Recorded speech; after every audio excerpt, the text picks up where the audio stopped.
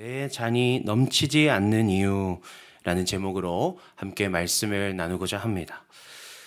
예배를 준비하면서 이런 생각이 들었습니다. 우리가 이 일상의 한가운데에서, 한 주의 한가운데에서 하나님이 도대체 우리를 얼마나 사랑하시길래 이곳에 우리를 불러주시는 것일까?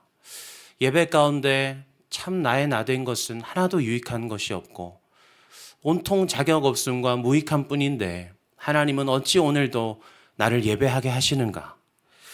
그런 묵상을 하게 되었습니다. 우리는 종종 내가 예배를 드린다라고 말합니다. 그러나 보다 깊은 의미에서 예배는 내가 드리는 것이 아니라 하나님께서 예배의 자리로 우리를 초청해 주시는 자리이죠. 하나님은 오늘도 지친 우리의 일상 한가운데에서 두 팔을 벌리시고 나에게로 오라 부르시며 풍성한 은혜의 식탁으로 우리를 초청하셨습니다. 이 자리에 와 있다는 사실 자체가 우리는 이미 그 하나님의 풍성히 채우심 안에 들어와 있다는 증거입니다. 그래서 우리는 이 시편 기자의 한 고백을 자주 우리도 동일하게 고백하는데요.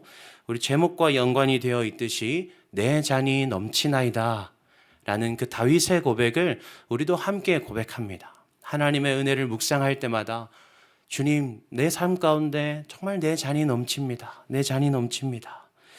우리가 그렇게 고백합니다. 그런데 이 고백은 단순히 내가 더 나은 사람이 되었다라는 의미가 아닙니다. 하나님, 나에게 하나님의 위로가 있습니다. 하나님의 평안이 있습니다. 이러한 차원보다 더 깊은 차원에서의 의미가 담겨 있습니다. 당시 문화 가운데 그 시편 기자가 고백하는 잔이라는 의미는요, 주인이 손님을 초대했을 때에 그 차려놓은 상에 있는 잔입니다. 그래서 그 주인이 그 잔을 계속 채워놓으면 그 잔을 채워놓음을 통해서 나는 아직 당신이 떠나기를 원하지 않습니다. 나는 아직도 당신에게 줄 것이 남아 있습니다. 라고 표현하는 주인의 마음이진 것입니다. 그렇기 때문에 내 잔이 넘치나이다 라고 고백하는 그 고백은 단순히 나는 충분합니다 라는 차원을 넘어서서 하나님이 나를 이토록 환대하십니다. 하나님은 이토록 내게 넘치도록 주시는 분이십니다 라는 신앙의 고백입니다. 내가 만족했느냐가 아니라 나를 초대하신 하나님은 내게 넘치도록 채우시는 분이십니다 라는 신앙의 고백인 것이죠. 그런데 문제는요, 우리는 이러한 예배 순간과 같은 은혜의 자리에서는 내 잔이 넘치나이다 고백하지만 우리의 일상 가운데 주님, 제 잔이 조금 빈 것 같습니다. 주님, 제 잔이 왜 여전히 채워져 있지 못합니까? 라고 고백할 때도 종종 있다라는 것입니다. 어떤 분은 이렇게 기도하실지도 모르겠습니다. 하나님, 저는 왜 늘 부족해야 합니까? 또 어떤 이는요, 하나님, 제 삶 가운데 하나님 주신 것이 참 많음을 내가 인정합니다. 그러나 하나님, 아직까지 해결되지 않은 것들이 있습니다. 내 잔이 가득 채워져 있지 못합니다. 하나님은 채우시는 분이신데 왜 우리는 넘치지 않는 삶을 살고 있는 걸까요? 오늘 본문은 믿음의 사람 이 다윗의 이야기를 보여줍니다. 다윗은 아주 신앙적인 결단과 결정을 하려다가 오히려 하나님께 제지를 당하고 있습니다. 하나님은 이 말씀을 통해서 우리에게 내 잔이 넘치지 않는 이유를 알려주십니다. 오늘 말씀을 통해서는요, 우리가 하나님 앞에 무엇을 더 하겠다고 결단하기보다 우리가 무엇을 내려놓아야 하는지를 깨닫게 되기를 소망합니다. 그래서 모든 말씀 속에 담긴 하나님의 마음을 깨닫고 난 후에 우리가 이 예배를 마칠 때쯤이면 하나님, 제 잔은 사실은 넘치고 있었는데 내가 보지 못했던 것뿐이군요 라고 고백하게 되는 우리가 되기를 소망합니다. 오늘 말씀을 통해서 알 수 있는 내 잔을 넘치게 하는 방법 첫 번째는요, 주도권을 내려놓아야 합니다. 우리는 오늘 예배 가운데 말씀 앞에서 무엇을 내려놓아야 하는가? 첫 번째는 주도권을 내려놓아야 합니다. 오늘 본문 앞에 2절 말씀을 보면요, 다윗은 이렇게 말합니다. 나는 백향목 궁에 거주하거늘 하나님의 궤는 휘장 가운데 있도다. 이 말은 단순히 거처에 관한 이야기가 아닙니다. 다윗은 지금 하나님과 자신의 처지를 비교하고 있습니다. 하나님은 여전히 장막에 계시는데, 여전히 텐트에 계시는데 나만 이렇게 좋은 왕궁에 있구나. 전쟁이 끝났고 나라가 안정되었습니다. 다윗은 그 평안 가운데 하나님이 나를 인도하셨기 때문에 이런 복을 누리게 되었다는 것을 누구보다 잘 알고 있었습니다. 그래서 다윗은 이렇게 생각하죠. 이제는 내가 하나님께 뭔가를 해드려야 하지 않을까? 누구보다 하나님의 은혜를 누리며 살았고 주신 은혜에 대한 반응으로서 이 성전 건축이라는 원대한 꿈을 품었습니다. 우리도 은혜 가운데 머물다 보면 이런 생각을 할 때가 있는 것 같습니다. 이제는 나도 하나님을 위해서 뭔가를 해야 하지 않을까? 이제는 나도 이 교회 가운데 좀 더 헌신할 필요가 있지 않을까? 하나님께서 내게 주신 은혜가 이렇게나 큰데, 내 삶 가운데 채우시는 은혜가 이렇게나 큰데 나도 뭔가 하나님께 보답해야 되지 않을까? 그렇게 생각할 때가 있습니다. 이 자체가 잘못된 것은 아닙니다. 너무 귀한 마음이죠. 그러나 문제는 주도권입니다. 주신 은혜에 대해서 하나님을 위해 더 헌신하고자 하는 마음은 우리에게 반드시 일어나야만 하는 반응입니다. 그러나 무엇으로 보답할지, 어떤 헌신이 우리 삶에 일어나야 하는지 그것을 주도하시는 것은 하나님이셔야 합니다. 하나님은 나단 선지자를 통해서 다윗에게 이렇게 말씀하십니다. 쉬운 성경 번역으로 7절 말씀을 보면 이렇습니다. 나는 계속해서 이스라엘의 지파들과 함께 옮겨 다녔고 한 번도 이스라엘 백성을 돌보는 지도자들에게 백향목 집을 지어달라고 한 적이 없다. 다윗은 우리가 하나님께 마땅한 처소를 지어드리지 않았기 때문에, 우리가 하나님께 해드린 것이 없기 때문에 하나님이 거할 곳이 없다라고 생각했습니다. 그러나 하나님께서는 집이 없었기 때문이 아니라 어떤 곳이든지 자기 백성이 가시는 곳으로, 자기 백성이 가는 곳으로 함께 하시려고 한 곳에 머물러 계시지 않았던 것뿐입니다.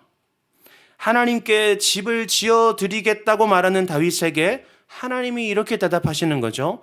나는 네가 지어주는 집이 필요한 것이 아니다. 나는 집이 필요한 존재가 아니다. 그리고 이어서 11절 후반절에 말씀하시기를 여호와가 너를 위하여 집을 짓고 내가 너를 위해 하겠다 말씀하십니다. 이 말씀을 통해서 하나님께서 다윗이 쥐고 있었던 그 주도권을 하나님께로 가져오고 계신 것입니다. 우리는 생각합니다. 하나님, 제가 무엇을 해야 될까요? 하나님, 제가 이런 거 하면 참 좋지 않을까요? 하나님, 제 생각에는 우리 교회에 이게 더 필요해 보입니다. 하나님, 제가 고민해 보니까 제 삶 가운데 이런 걸 좀 더 하면 좋겠습니다. 우리는 늘 주도권이 나에게 있습니다. 하나님은 다윗의 손에 쥐어 있었던 그 주도권을 가져오시면서 내가 하겠다 말씀하십니다. 주도권이 하나님께 있지 않으면 헌신은 많아지지만 기쁨은 줄어듭니다. 끝까지 내가 주도권을 쥐고 있으면 사명은 점점 커지는데 내 잔은 점점 비어갑니다. 하나님께 주도권을 맡기기는 사실 참 쉽지가 않습니다. 여러분, 지렁이도 밟으면 꿈틀댄다라는 말을 아시나요? 지렁이가 꿈틀대는 이유는 무엇일까요? 살아있기 때문입니다. 덜 죽어서 그렇습니다. 제가 지난 한 달간 이 말씀을 묵상하면서 제 스스로에게 도전했습니다. 내 삶의 주도권을 어떻게 하나님께 내어드릴 수 있을까? 내가 쥐고 있는 그 주도권들을 좀 하나님께 내어드려 봐야겠다. 이 말씀을 묵상하면서 이 말씀을 나누기 전에 내가 먼저 이 말씀대로 살아내고 어떻게든 성취해 봐야겠다라는 마음으로 도전했습니다. 꿈틀대지 말자. 꿈틀대지 말자. 누군가와 대화를 할 때 내 마음에 피어오르는 그 꿈틀댐이 너무 보기가 싫었습니다. 삶 가운데 홀로 있을 때에 나의 그 꿈틀거리는 그 삶이 너무 보기가 싫었습니다. 발견될 때마다 처절하게 기도합니다. 그런데 놀라운 것은요, 말씀 앞에 내 삶을 비춰보았더니, 말씀으로 내 삶 가운데 도전했더니 나의 꿈틀거림이 사라지는 것이 아니라 내가 감추어 놓았던 것들까지도 모두 수면 위로 올라오게 되는 경험을 하게 되었습니다. 괜찮다고 덮어두었던 문제들, 할 수 있겠다며 미뤄두었던 선택들, 하나님을 신뢰한다는 말로 정리해버렸던 그 상처들이 제 안에 더 선명하게 드러나기 시작했습니다. 그래서 그 문제들을 다 꺼내놓고 하나님 앞에 기도했습니다. 하나님, 꿈틀대지 않게 해주십시오. 제가 제발 죽어지게 해주십시오. 저를 좀 제발 죽여주십시오. 이 주도권을 포기하지 못해서 발악하는 몸부림을 멈추기 위해서 최선을 다해서 기도했습니다. 그랬더니 어떻게 되었을까요? 저는 제 자신이 의인이 된 줄 알았습니다. 근데 그렇게 생각하는 순간 나조차도 알지 못했던 나의 연약함이 다시 피어올라서 너는 할 수 없어 라고 저에게 다시 말을 건넸습니다. 그래서 저는 스스로 생각하죠. 나는 실패자구나. 나는 이 믿음의 싸움을 이겨낼 수 없는 자구나. 그런데 놀라운 사실은요, 하나님은 그 모습을 실패라고 부르지 않습니다. 야곱이 하나님과 씨름할 때 야곱은 하나님을 이겨내지 못했습니다. 하나님 앞에서 이기지 못했습니다. 그저 도망가지 않았고 그 문제를 붙들고 씨름했습니다. 그랬더니 하나님이 그 모습을 통해서 네가 이겼다 말씀하십니다.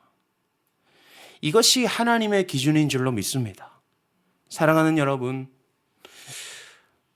우리 함께 살기 위해서 주도권을 잃지 않기 위해서 발버둥 치는 싸움이 아니라 하나님께 맡기기 위해 하나님을 붙드는 싸움을 싸우는 우리가 되기를 소망합니다. 어떻게든 내가 살아있으려 애쓰는 것이 아니라 사도 바울의 고백처럼 그런즉 이제는 내가 그리스도와 함께 십자가에 못 박혔나니 이제는 내가 사는 것이 아니요 오직 내 안에 사시는 예수 그리스도께서 사시는 것이라. 주님, 당신께서 내 삶을 주장해 주십시오. 나는 계속해서 십자가에 못 박히고 주님께서 좀 살아주십시오. 그 발버둥을 쳐내는 우리가 되기를 소망합니다. 주도권을 마침내 내어드리지 못한다 할지라도, 우리의 연약함은 그것을 포기하지 못한다 할지라도 우리의 그 발버둥을 보시는 하나님께서 우리의 중심을 보시고 너는 이긴 자다, 네가 이겼다, 우리에게 칭찬하실 줄로 믿습니다. 내 잔을 넘치게 하는 방법 두 번째는요, 결정권도 내어놓아야 합니다.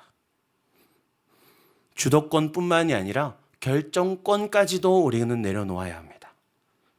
우리는 주도권을 내어드린다 그러면요, 하나님께서 하십시오, 하나님께서 하십시오 하다가 마지막에 그런데 하나님이 여기는 아니지 않나요?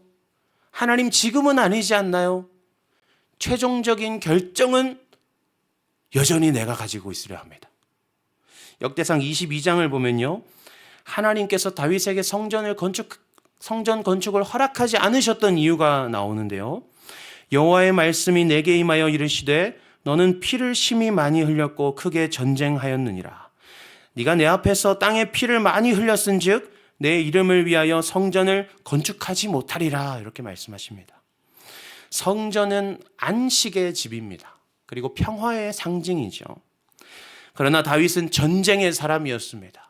수많은 피를 흘리며 전투를 치러 왔던 사람입니다. 나라를 세우기 위해서, 하나님 말씀을 이루어내기 위해서 수많은 피를 흘려야만 했습니다. 피 흘리며 싸우는 것이 잘못된 것은 아닙니다. 하나님께서는 그런 다윗을 통해서 하나님의 나라를 세우셨기 때문입니다. 그러나 다윗에게 성전을 건축할 수 없게 하신 이유는 다윗이 부족했기 때문이 아니라, 그의 삶에 문제가 있었기 때문이 아니라, 하나님이 맡기신 역할은 그것이 아니었기 때문입니다. 하나님은 다윗에게는 다윗의 역할을, 솔로몬에게는 솔로몬의 역할을 감당하게 하신 것입니다. 여기서 우리가 깨달아야 할 것이 있습니다. 아무리 좋은 일이라도, 아무리 선한 의도라도 하나님이 정하신 사람이 있고 하나님이 정하신 때가 있다라는 것입니다. 다윗의 계획이 나쁜 계획이 아니었습니다. 하나님을 위해 성전을 짓는다는 것, 누구든지 그곳에서 하나님을 예배할 수 있게 한다는 것, 너무 좋은 의미이죠. 그러나 하나님의 계획이 더 크고 완벽했습니다. 단지 그것뿐입니다. 다윗은 하나님 지금 내가 하겠습니다. 난 이제 할 수 있습니다. 나에게는 그만한 여력이 있습니다. 그러나 하나님은 내가 정한 때에 내가 정한 사람을 통해서 하겠다라고 말씀하십니다. 그 일이 아무리 좋은 일이라도, 아무리 내가 할 수 있다 할지라도 최종적인 결정권은 하나님께 있다는 사실을 우리는 기억해야 합니다. 우리가 신앙생활을 하다 보면 또 그런 마음이 들 때가 있습니다. 하나님, 지금이 기회인 것 같은데요. 지금 내가 이런 거 하면 좋지 않을까요? 하나님, 내 마음에 지금 이것이 떠오르는데 아무리 생각해도 이거 하나님 너무 좋아하실 것 같은데 하나님 이거 제가 지금 해보겠습니다. 그러면 하나님은 대부분 허락하시고 힘을 더해 주십니다. 그러나 때때로 아직은 아니다. 그건 너의 몫이 아니다 라고 우리를 막으실 때도 있습니다.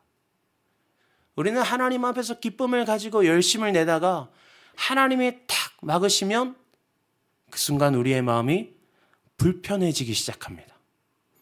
내가 하고 싶은 일이고 내가 잘 할 수 있는 일인데, 내 마음이 동했는데 하나님 지금 나를 쓰셔야지요.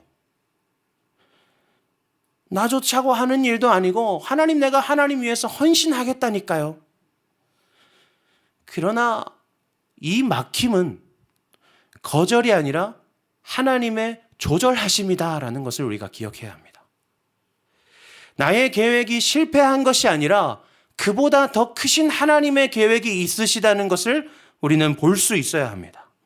모든 것을 계획하시고 모든 것을 판단하시고 모든 것을 실행하시는 결정권은 오직 하나님께만 있다라는 것을 우리는 늘 마음에 품고 살아야 합니다.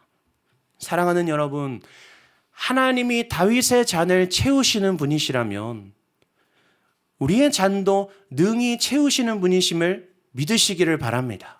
하나님은 그런 분이시죠. 그 누구라 할지라도, 그 어떤 잔을 가진 자라 할지라도 하나님은 그 모든 것들을 능히 채우실 수 있는 분이십니다. 그런데 왜 나의 잔은 여전히 비워져 있을까? 마치 이 물잔처럼 채워져 있는 것 같지만 누군가는 이것을 향해서 아직 여전히 부족해라고 말하는 거죠. 하나님께서 나에게 채워주신 은혜가 여기까지 있지만 하나님 더 채워주실 수 있잖아요. 하나님 이거 아직 다 찬 거 아니잖아요. 어쩌면 이 잔을 바라보며 이 잔이 채워졌는가, 그것을 결정하는 결정권이 아직까지 나에게 있진 않은지를 우리가 돌아보기를 원합니다. 하나님은 이미 나에게 주신 잔을 가득 채워 놓으셨는데 하나님, 이 잔을 저에게 너무 작은 것 같습니다. 저는 더 큰 잔을 감당할 수 있는 사람입니다. 하나님이 내게 맡기신 잔을 내가 바꿔놓으려 하는 것, 그 잔을 내가 작은 잔이라 여기는 것, 마치 다윗이 자기 사명을 다 감당했음에도 성전을 건축하려 했던 것처럼 하나님, 저는 더 큰 잔을 감당할 수 있는 사람인데요. 잔을 바꿔놓고 하나님께 말하죠. 제 잔은 왜 비워져 있나요? 사랑하는 여러분, 오늘 말씀을 이렇게 정리하고자 합니다. 내 잔이 넘치지 않는 이유는 주도권을 하나님께 드리지 않았기 때문이고 결정권도 하나님께 드리지 않았기 때문이다. 하나님께 저를 채워주세요 라고 말하면서도 어디서 어떻게 언제 채워질지는 여전히 우리가 정하려고 합니다. 나의 열심으로 채우려고 합니다. 그러나 하나님은 우리가 이 잔을 내려놓기를 기다리고 계십니다. 오늘 우리는 무엇을 더 하겠다고 결단하기보다 무엇을 내려놓을지를 결단해야 합니다. 주님, 이거 제가 해보겠습니다가 아니라 주님, 이건 주님이 하십시오 라고 고백할 수 있다면 그때 비로소 우리의 잔이 이미 가득 채워져 있었다는 사실을 우리가 볼 수 있게 될 줄로 믿습니다. 오늘 이 밤 가운데 우리가 기도할 때 이 말씀 붙들고 나아가기 원합니다. 하나님, 내 손에 쥔 것들 내려놓게 해주십시오.